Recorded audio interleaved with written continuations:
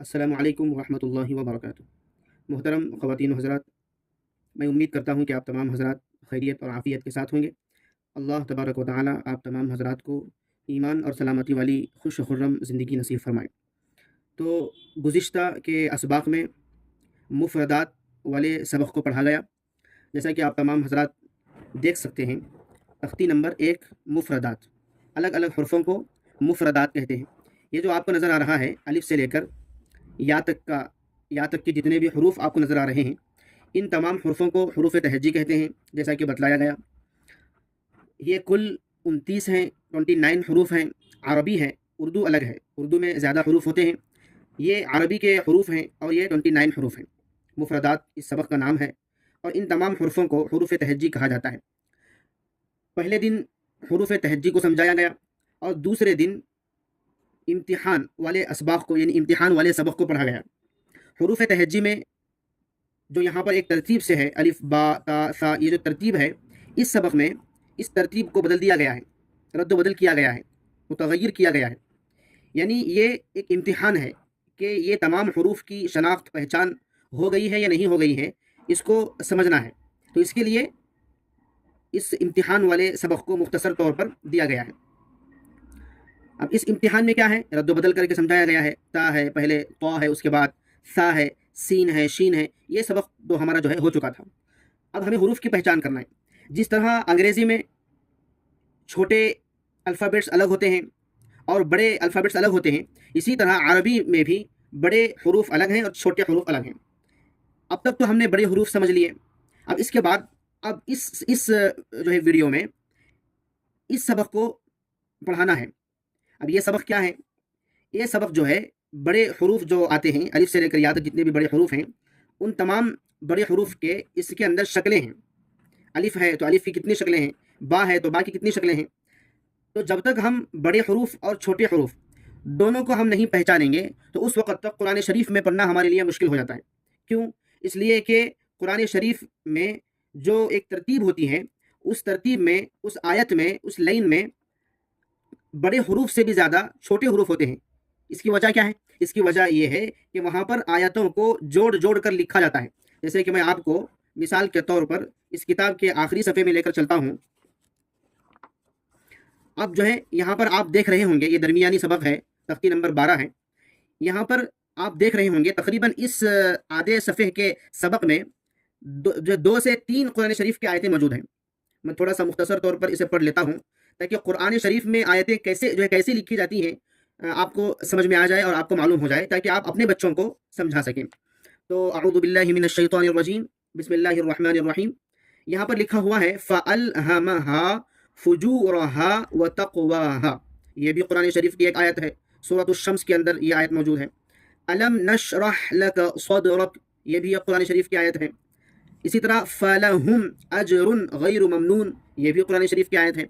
तो अब यहाँ पर आप देख सकते हैं कि एक हर्फ दूसरे हर्फ से मिला हुआ है, दूसरा तीसरे से मिला हुआ है, तीसरा चौथे से मिला हुआ है। तो यहाँ पर बड़े हरूफ नहीं है, बल्कि छोटे हरूफ है। तो अब जो जिस सबक़ को पढ़ाया जा रहा है, समझाया जा रहा है, ये जो सबक़ है, ये इंतहाई अहम सबक़ है। क्यों? इसलिए कि जब छोटे हरूफ की पहचान शनाख्त अगर हमें हो गई, तो आधा का आधा जो है मसला ख़त्म हो गया। यानी कुरान शरीफ को हल करना, उसे समझ कर पढ़ना, उसे जोड़ कर पढ़ना हमारे लिए आसान हो जाता है। तो अब हम इसे पढ़ना शुरू करेंगे। पढ़ने से भी ज़्यादा हमें समझना है। हमें इसे क्या करना है? समझ कर पढ़ना है। तो ध्यान और तवज्जो के साथ, कापी और कलम के साथ आप बैठे रहें। तआवुज़ और तस्मिया पढ़ें। अऊज़ु बिल्लाहि मिनश शैतानिर रजीम, बिस्मिल्लाहिर रहमानिर रहीम। अपने बच्चों को भी साथ बिठाएँ, आप खुद भी बैठें और जो है बावज़ू बैठें और बड़े अदब और एहतराम के साथ पढ़ना शुरू करें।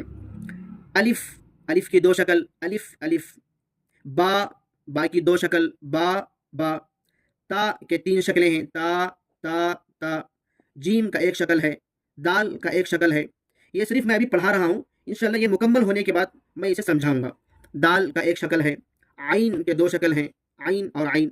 फ़ा के 2 शक्ल हैं, काफ के 2 शक्ल हैं, का जो लाम के 2 शक्ल हैं, मीम के 2 शक्ल हैं, नून के 2 शक्ल हैं, हा के 2 शक्ल हैं। ये हा सीने से निकलने वाला हा है, इसके 3 शक्लें हैं। हमज़ा के 2 शक्लें हैं और या के 2 शक्लें हैं। ये एक मुकम्मल सबक़ हुआ। ये मुख्तसर सबक़ है, ये सबक़ मुख्तसर सबक़ है। अब इसके नाम को हम पढ़ेंगे। मुरक्कबात में मिले हुए हरूफ की शक्लें। मुरक्कबात, जैसा कि जो है मुरक्कबात किसे कहते हैं। अब मुरक्कबात का सबक जो आगे के सबक में आने वाला है। तख्ती नंबर 2 है, तख्ती नंबर 2 है मुरक्कबात, यहाँ आप देख सकते हैं तख्ती नंबर 2 मुरक्कबात। तो मुरक्कबात क्या है, मुरक्कबात किसे कहते हैं। तो मुफरदात यानी अलग अलग हरफों को मुफरदात कहते हैं, इसी तरह मिले हुए हरफों को मुरक्कबात कहते हैं। जब एक हर्फ दूसरे हर्फ के साथ मिलता है तो उसे मुरक्कब कहते हैं। तो जब दूसरा हर्फ तीसरे हर्फ के साथ मिलता है, जब तीसरा हर्फ चौथे हर्फ के साथ मिलता है, तो ये तमाम के तमाम मिले हुए जो है आयत को, मिले हुए जुमलों को क्या कहते हैं, मुरक्कबात कहते हैं। तो सारा कुरान मजीद ये मुरक्कबात है, सारा कुरान मजीद क्या है, मुरक्कबात है, जैसा कि आपने अभी देखा। तो मुरक्कबात में मिले हुए शक्लें, तो अब जिस तरह एक हर्फ आता है, उसके बाद जब दूसरा हरूफ उसके साथ मिलता है तो बड़ा हरूफ नहीं लिखा जाता, बल्कि छोटे हरूफ जो है उसकी जो शक्ल होती है उसको लिखते हैं। तो इस तरह हम इस सबक में समझेंगे कि अलिफ है तो अलिफ की 2 शक्लें हैं, ये भी एक शक्ल है अलिफ की, ये भी एक शक्ल है। ये इसकी शक्ल कब हमें जो है देखने को मिलेगी कि जब दूसरा हर्फ यानी इससे पहले कोई एक हर्फ हो, उसके बाद अलिफ लिखा हुआ हो, तो ये अलिफ उसके साथ मिल जाता है, छोटे हरूफ ये कहलाते हैं। तो ये दोनों भी अलिफ की शक्लें हैं। बा बा को समझने के लिए कुरान शरीफ में इस तरह का बड़ा बा नहीं लिखा जाता, छोटा बा लिखा जाता है। तो कुरान शरीफ में समझने के लिए बस इतना काफ़ी है। ये एक नुक्ता है जो नीचे है, हम इसे बा कहकर जो है पुकारेंगे और बा कहकर हम इसे समझेंगे। और ये भी बा है, एक नुक्ता नीचे है, एक नुक्ता क्या है, नीचे है। इसी तरह ता है, ता की 3 मुख्तलिफ शक्लें हैं। बस समझना यह है कि 2 नुक्ते अगर ऊपर आ जाएंगे तो वह ता है, 2 नुक्ते अगर ऊपर आ जाएंगे तो वह क्या है, ता है। और इसी तरह जो है ये ता की 3 शक्लें हैं, ये भी ता है, ये भी ता है, ये भी ता है। असल में ये जो दो हर्फ हैं, जैसा कि आप देख रहे हैं, ये वाला और ये वाला, ये असल में हा है, हा। इसके ऊपर 2 नुक्ते लगाए गए हैं। तो अब इस सूरत में जब 2 नुक्ते इसके ऊपर लगाए जाएं तो ये ता बन जाते हैं। इसको गोल ता कहते हैं। ये अक्सर ठहरने की जगहों पर आते हैं। कुरान शरीफ की आयतें जो होती हैं वहाँ पर जो है रुकने की जगहों में ये आती है। ये इसके मुतालिक एक मुस्तकिल एक सबक जो है आपको जो है पढ़ाया जाएगा, समझाया जाएगा, गोल ता किसे कहते हैं। ये हा है, इसके ऊपर 2 नुक्ते लगाने से ये ता बन जाता है। और इसी तरह ये जीम है, जीम का एक शक्ल है। जीम के बाद उन्होंने हा और खा नहीं लिखा। क्यों नहीं लिखा? इसलिए कि जीम का जो एक शक्ल मौजूद है, यही जीम की शक्ल भी है, यही हा की शक्ल भी है और यही खा की शक्ल भी है। कैसे? इसलिए जो है कि उसको मैं बतला देता हूँ कि जीम का एक नुक्ता जो अंदर है, अगर इस शक्ल के नीचे अगर आ जाता है तो ये जीम है। अगर ये नुक्ता नहीं आता, बस इतना सा ये रहता है, तो वो हा की शक्ल है। और ये नुक्ता अगर ये ऊपर आ जाए, जिस तरह यहाँ आप देख सकते हैं खा के ऊपर नुक्ता होता है, तो ये नुक्ता अगर ऊपर आ जाए तो ये क्या है, खा की शक्ल बन जाती है। तो ये जीम और हा और खा, ये जीम भी बन सकता है, ये हा भी बन सकता है और ये खा भी बन सकता है। इसी तरह ये जीम की शक्ल भी बन सकती है, ये हा की शक्ल भी बन सकती है और ये खा की शक्ल भी बन सकती है। हमें इसे समझना है। इसके अलावा दाल, दाल ऐसे भी लिखते हैं और ये जो नीचे आप देख रहे हैं नून की तरह, अक्सर बच्चे इसको नून पढ़ते हैं। अगर इसके जो है ऊपर एक नुक्ता आता है जो बाद में चलकर दाल बनता है, लेकिन बच्चे जो है उसे समझ न सकने की वजह से उसे नून पढ़ते हैं, जो कि आगे आ रहा है, इंशाल्लाह मैं समझाऊंगा। दाल, दाल ऐसा भी लिखा जाता है और ऐसा भी लिखा जाता है, और दाल के ऊपर कोई नुक्ता नहीं रहता, दाल नुक्तों से खाली होता है। उसके बाद आइन, इसका नाम क्या है, आइन है। आइन की 2 शक्लें हैं, ये जो आप देख सकते हैं आइन। अक्सर बच्चे जो है समझ न सकने की वजह से इसे हा पढ़ते हैं, ख़ास तौर पर इस हर्फ को हा पढ़ते हैं। तो मैं उनको बतला देता हूँ कि हा और आइन में थोड़ा सा फ़र्क है। इंशाअल्लाह बार बार के समझने और पढ़ने से और देखने से आपको उसके बारे में मालूम हो जाएगा कि आइन की शक्ल इस तरह भी लिखी जाती है और इस तरह भी लिखी जाती है, जबकि वो किसी हर्फ से मिले हुए होते हैं। यानी इसके आगे कोई हर्फ हो या उसके सामने कोई एक हर्फ हो या उसके पीछे कोई एक हर्फ हो, तो इस तरह लिखा जाता है। आइन, आइन की 2 शक्लें हैं। फ़ा के 2 शक्ल, फ़ा के ऊपर एक नुक्ता होता है, फ़ा के ऊपर एक नुक्ता होता है, फ़ा के ऊपर एक नुक्ता होता है और जो है गोलाई होती है, गोलाई, जिस तरह आप इस वीडियो में देख सकते हैं, इस हर्फ को आप देख सकते हैं कि गोलाई होती है, राउंड होता है, गोल होता है, उसके ऊपर एक नुक्ता आता है तो वो फ़ा की शक्ल बन जाती है। अगर बग़ैर गोलाई के अगर एक नुक्ता ऊपर लिखा जाए तो वो नून भी बन सकता है, ज़ाल भी बन सकता है, ज़ा भी बन सकता है, यानी मैं ये इसमें ये बतलाना चाह रहा हूँ कि एक नुक्ते वाले, ऊपर एक नुक्ते वाले हरूफ बहुत ज़्यादा है। मैं इसमें यह बतलाना चाह रहा हूँ, फ़ा के ऊपर एक नुक्ता होता है और गोलाई होती है, राउंड होता है। उसके बाद काफ, इसका नाम काफ है। काफ की 2 शक्लें हैं। اس کو تھوڑا سمجھنے سے معلوم ہو جائے گا۔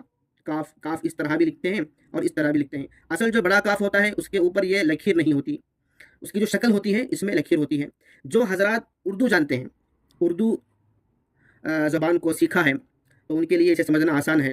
کاف کی دو شکلیں ہیں، لام کی دو شکلیں ہیں۔ یہ دیکھنے کے اعتبار سے الف کی شکلوں کی طرح جو ہے نظر آ رہا ہے، لیکن میں بتاتا چلوں کہ لام کا جو کراس ہے وہ جو ہے بائیں جانب ہوتا ہے، یعنی جو ہے لیفٹ جانب ہوتا ہے لام کا جو کراس ہے، اور الف کا جو کراس ہے وہ سیدھے جانب ہوتا ہے۔ آپ اس سبق میں دیکھ سکتے ہیں، الف اگر کوئی حرف اپنے ساتھ الف کو ملا لیتا ہے تو یہ اس طرح ہوتا ہے، اس طرف، یعنی پہلے کی جانب، سیدھے کی جانب۔ اور لام کا جو کراس ہے وہ سامنے آگے کی جانب ہوتا ہے، اور الف کا جو کراس ہے وہ پیچھے کی جانب ہوتا ہے۔ تو ہم اسے سمجھ سکتے ہیں۔ لام کی دو شکل ہیں، میم کی دو شکلیں ہیں، آپ دیکھ سکتے ہیں۔ بڑا میم اس طرح لکھتے ہیں، چھوٹے میم کو ایسے لکھتے ہیں۔ اور میم کے شکل کے اندر یہ جو اس میں بھی ایک طرح کی گولائی ہوتی ہے، اس کے اندر خالی جگہ ہوتی ہے، تو ہم اسے سمجھ کر ہم اسے میم کی شکل کو پہچان سکتے ہیں۔ اسی طرح نون ہے، نون کی شکل ہے، یہ دیکھنے کے اعتبار سے زا کی طرح نظر آ رہا ہے، لیکن جو ہے زا کے اوپر نقطہ ہوتا ہے۔ یہ جو نقطہ ہے یہ زا کے اوپر ہوتا ہے، جیسا کہ آپ یہاں دیکھ سکتے ہیں، زا کے اوپر نقطہ ہے، اس کے کریکٹ اوپر نقطہ ہے، لیکن یہاں پر نون کے اندر یعنی تھوڑا سا بازو میں تھوڑا ہٹ کر یہ نقطہ پایا جاتا ہے، تو ہم اسے نون پڑھیں گے۔ اسی طرح یہ بھی نون ہے، نون اس کے اوپر نقطہ ہے۔ جیسا کہ میں فا کے موقع پر بتلایا کہ گولائی کے بغیر اگر نقطہ اوپر آ جائے تو یہ نون ہوتا ہے۔ یہاں پر کوئی گولائی، کوئی راؤنڈ گول اس کی شکل نہیں ہے فا کی شکل، تو یہاں پر ایک نقطہ یہ جو نون کی شکل ہے، آپ جو ہے سمجھ رہے ہوں گے۔ تو ہا یہ جو ہے دو چشموں والا ہا، اسے اردو میں کہتے ہیں۔ میں عربی زبان میں سمجھانے کے لیے اس کو بتلا رہا ہوں۔ ہا اس کو اردو میں اگر سمجھائیں گے تو اس کا نام ہے دو چشموں والا ہا۔ تو اس کی بھی تین شکلیں ہیں، ہا ہا ہا، یہ تین شکلیں ہیں۔ جیسا کہ تا کے موقع پر بتلایا گیا تھا کہ یہ تا اصل میں ہا ہے، تو یہ بات یہاں پر صادق آ گئی۔ آپ نے دیکھ لیا کہ یہ ہا کی شکل ہے، یہ یہاں پر بھی موجود ہے اور یہ یہاں پر بھی موجود ہے، یہ دونوں ہا کی شکل ہے، لیکن جب اس کے اوپر دو نقطے لکھے جائیں تو یہ گول تا بنتی ہے، گول تا بنتی ہے۔ تو یہ ایک مستقل ایک سبق ہے اس عنوان پر کہ گول تا کیا ہوتی ہے، یہ کیوں آتی ہے، اس کو ہا کو تا کیوں بنایا گیا، یہ سارا ایک انشاءاللہ ایک دوسرے سبق میں بتلایا جائے گا۔ تو یہ حمزہ ہے، حمزہ کی دو شکلیں ہیں، حمزہ کی دو شکلیں ہیں۔ حمزہ کے اوپر حمزہ ہی کی طرح ایک چھوٹا جو ہے حمزہ لکھا جاتا ہے، تو یہ حمزہ کی شکل ہے۔ اسی طرح یا ہے، اور یا کی دو شکلیں ہیں، یا اور یا میں بڑے یا میں نقطے نہیں ہوتے، اس کی شکل میں دو نقطے ہوتے ہیں۔ دو نقطے اگر نیچے آ جائیں تو وہ یا کہلاتی ہیں، دو نقطے اگر اوپر آ جائیں تو وہ تا کہلاتا ہے۔ اسی طرح اب جو ہے نقطوں کی تھوڑی سی پہچان ہم کر لیتے ہیں۔ پہلے سبق میں ہم نے نقطوں کی پہچان نہیں کی تھی، تو نقطوں کی پہچان یہاں پر آپ دیکھ سکتے ہیں، انگلش میں بھی لکھا ہوا ہے نقطوں کی پہچان، اردو میں بھی لکھا ہوا ہے نقطوں کی پہچان۔ ایک نقطہ اگر نیچے آ جائے تو با کہلاتا ہے، دو نقطے اگر اوپر آ جائیں تو وہ تا ہے۔ اسی طرح گول راؤنڈ آ کر اس کے اوپر اگر دو نقطے آ گئے تو یہ آپ یہاں پر دیکھ سکتے ہیں قاف ہے، یہ جو ہے یہ قاف ہے۔